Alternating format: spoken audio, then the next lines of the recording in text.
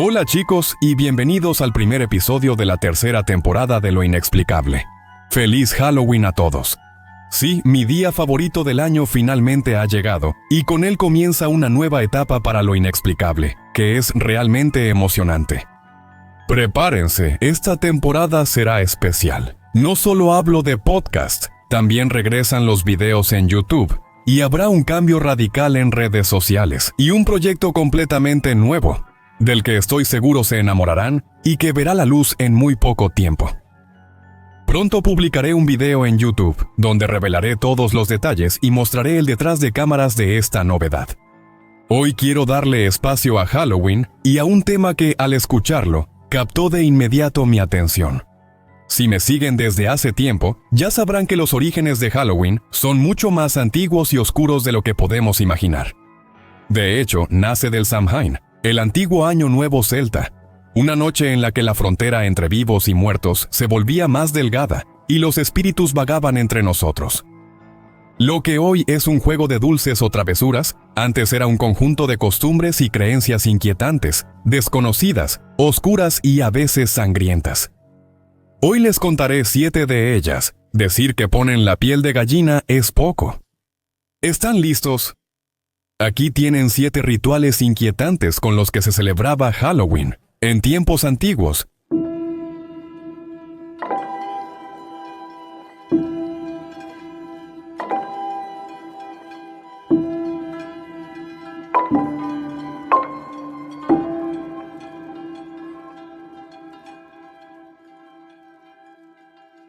Como decía, el Samhain, la festividad celta que dio origen a Halloween, marcaba en tiempos antiguos el final de la cosecha y el inicio de la temporada más fría y oscura. Era el momento en que los celtas creían que la vida y la muerte se entrelazaban y que los espíritus de los difuntos volvían a caminar entre los vivos. Los druidas, sacerdotes y guardianes del conocimiento tenían en este contexto un papel central.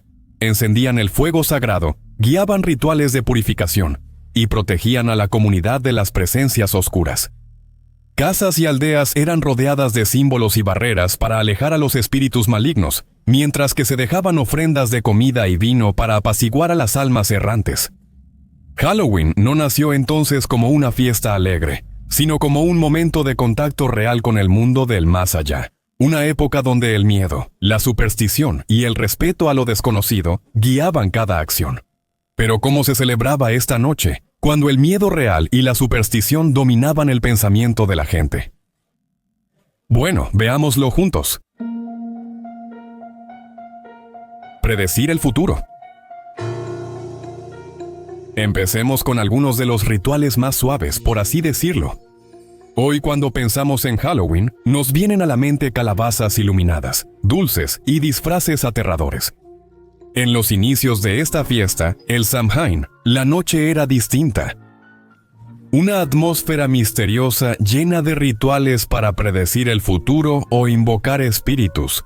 Rituales que hoy nos parecerían curiosos, si no es que hasta inquietantes. Uno de estos era para chicas que buscaban a su futuro amor.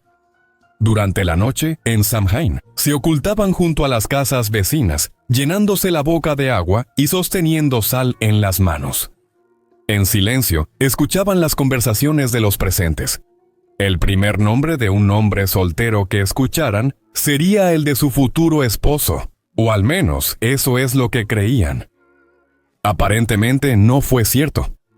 Pero si imaginamos esta escena desarrollándose en el corazón de la noche, inmersos en una atmósfera de tensión y miedo, rodeados de superstición y expectativa, el rito adquiere un aspecto sorprendente, casi surrealista. Los jóvenes, en cambio, tenían rituales aún más extraños y sugestivos para predecir su futuro. En uno de estos, abrían las puertas del granero y simulaban el gesto de dejar caer el maíz contra el viento 3 veces. Después de la tercera repetición, se decía que un espíritu atravesaba el granero, adoptando una forma capaz de sugerir la posición social o laboral que el chico ocuparía en la vida adulta. Pero había una advertencia que seguir para evitar sorpresas desagradables. Si las puertas del granero no se volvían a abrir de inmediato, el espíritu quedaba atrapado, listo para atormentar a quien lo había invocado. Estos son solo 2 ejemplos de los muchos rituales adivinatorios que animaron la noche de Samhain. Unos ligeros y juguetones, otros misteriosos y tensos. Todos, sin embargo, tenían algo en común: la fascinación por lo desconocido, el deseo de vislumbrar entre las sombras lo que el destino tenía preparado. En esa noche antigua, Halloween no era solo una fiesta. Era una puerta abierta a mundos invisibles, una oportunidad para mirar más allá de la propia realidad y más allá de los límites del tiempo. Para los celtas no era necesario ser un médium o un hábil lector de cartas para conocer su propio destino.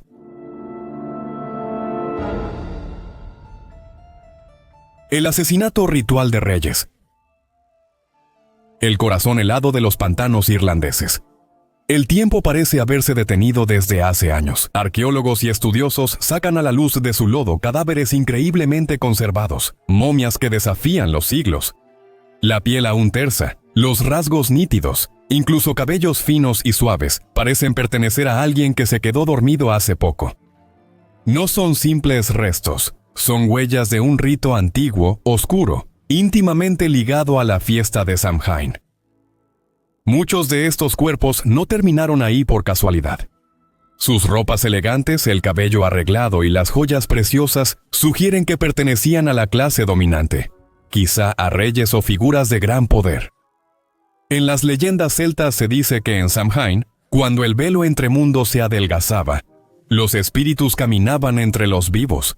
A veces se realizaba un sacrificio extremo: el asesinato ritual del soberano. Según la tradición, la prosperidad anual dependía del rey. No era solo un hombre, era el símbolo viviente de la fertilidad, la fuerza solar y la continuidad de la vida. Si el año había sido cruel, si las lluvias habían destruido las cosechas o el hambre había golpeado a las aldeas, la culpa recaía sobre él. El rey fracasado debía entonces morir. El sacrificio era solemne, terrible y simbólico. La sangre del soberano se derramaba sobre la tierra para que pudiera devolverle vigor. Su cadáver era arrojado al pantano, un lugar entre la vida y la muerte, para que descansara entre ambos reinos y fuera un puente entre vivos y muertos. El rey simbolizaba el sol que muere, la luz que se apaga para dar paso al nuevo ciclo. Samhain marcaba el final del verano, el ocaso del año, y a través de ese sacrificio la comunidad esperaba asegurarle a la tierra un nuevo comienzo, más fructífero y seguro. La víctima, noble y valiosa, era una moneda de cambio más importante, la moneda más grande, la recompensa.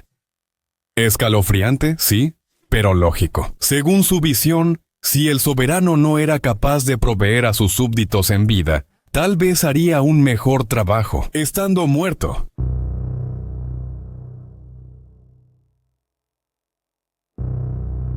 Los secuestros de hadas oscuras.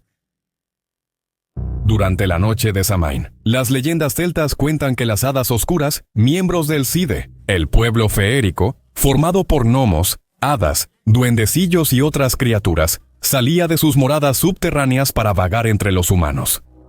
Pero cuidado, no se trataba de las delicadas criaturas aladas de los cuentos modernos. Eran entidades antiguas, despiadadas, profundamente ligadas al reino de los muertos. Cuentan que esa noche, el rey de los muertos las guiaba entre nubes tormentosas, seguidas por perros infernales en busca de almas.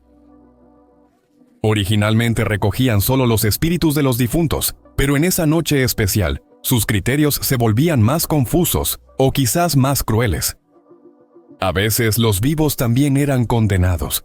Quien estuviera fuera de casa tras el atardecer, podía ser secuestrado por las hadas y llevado a su reino subterráneo, un lugar sin tiempo de donde casi nadie volvía. Los celtas evitaban los montículos de las hadas, colinas vistas como puertas al mundo mágico, para protegerse. Con solo acercarse demasiado, uno era capturado y arrastrado a un infierno de luz y música eterna, donde el alma quedaba prisionera para siempre. No todos podían quedarse seguros en casa. Así nacieron dos antiguas tradiciones: dejar ofrendas, leche, miel, pequeñas porciones de comida para calmar la ira de los Side y disfrazarse. La gente se disfrazaba de espíritus, monstruos o hadas, con la esperanza de engañar a las criaturas oscuras, haciéndoles creer que ya no había nadie más a quien secuestrar. Un gesto simple surgido del miedo y la superstición ha perdurado siglos. Así, detrás de los disfraces coloridos y la sonrisa de los niños que hoy tocan las puertas en la noche de Halloween, se esconde un origen inquietante: el intento desesperado de no ser confundidos con humanos y ser llevados por las hadas oscuras de Samhain. Ebriedad catártica. Durante el antiguo festival de Samhain, una de las prácticas más comunes y, desde ciertos puntos de vista, bastante inquietantes, tenía que ver con el consumo de alcohol. Pero ojo, no hablo de simples brindis festivos. Los pueblos celtas bebían hasta perder completamente el contacto con la realidad, hasta alcanzar un estado de trance profundo. Y detrás de este ritual había una razón muy precisa.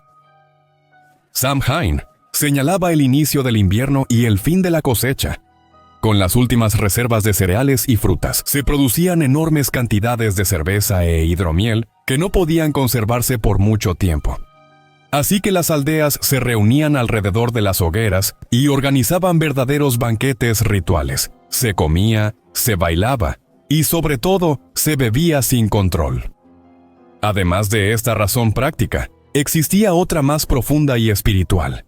La embriaguez no se veía como pecado o debilidad, sino como una puerta al otro mundo. Los celtas pensaban que el alcohol, al liberar la mente de la razón, facilitaba acercarse a los espíritus, percibir mensajes del más allá e incluso dialogar con los muertos. Por eso, muchas profecías y visiones surgieron en momentos de gran alteración mental. Cada antiguo relato irlandés sobre la embriaguez ocurre durante Samhain. Existe un relato popular llamado La embriaguez de los Alstermen, donde la historia gira en torno al exceso de bebidas en la festividad. Casi como un ritual colectivo, una catarsis espiritual. Esa noche, entre la vida y la muerte, y el mundo de los vivos y los espíritus, la embriaguez disolvía los límites de lo real. Beber hasta el trance era, en cierto modo, volverse como los espíritus, libres, incorpóreos y tal vez más cercanos al más allá. La scrofanera. Como ya he reiterado varias veces, la idea central sobre la que se basaba la celebración de Samhain era la creencia que en ese momento particular del año, la frontera entre el mundo de los vivos y el de los muertos se volvía increíblemente delgada, casi transparente. En esa oscuridad cargada de presagios, el fuego asumía entonces un significado profundo: protección, purificación, barrera contra los espíritus malignos.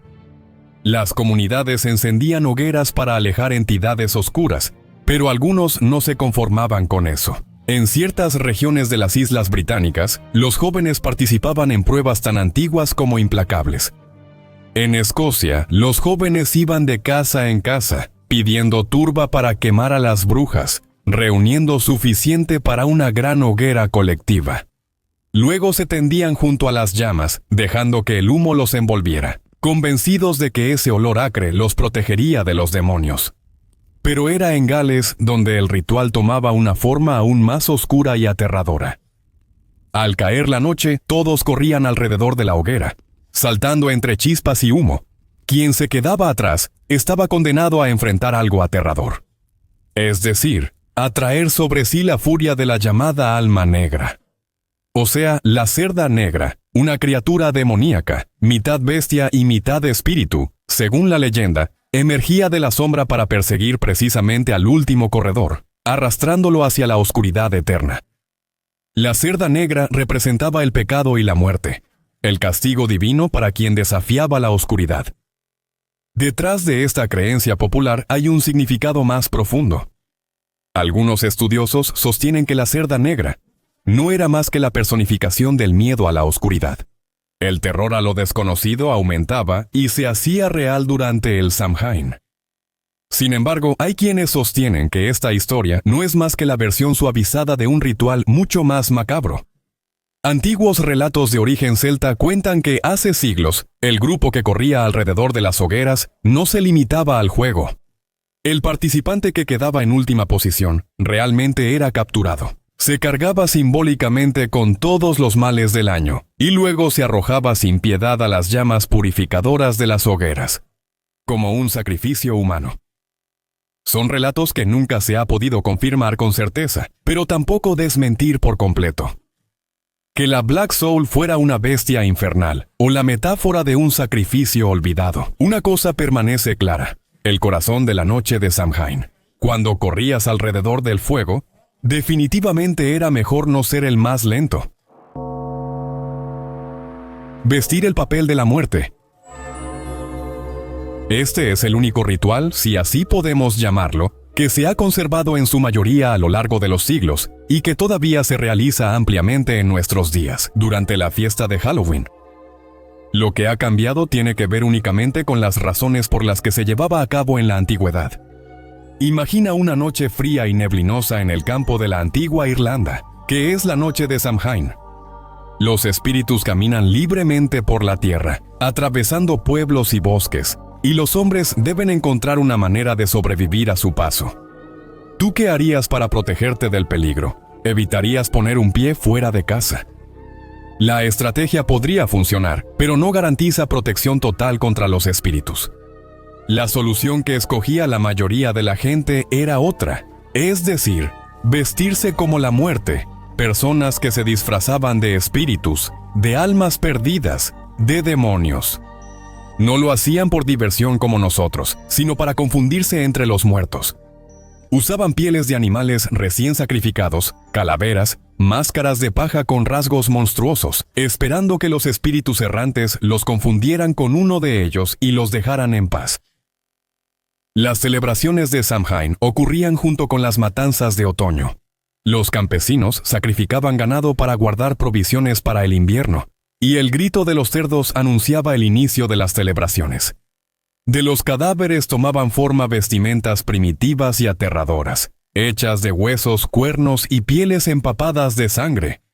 Imaginen por un instante lo grotesca que podía llegar a ser la escena resultante.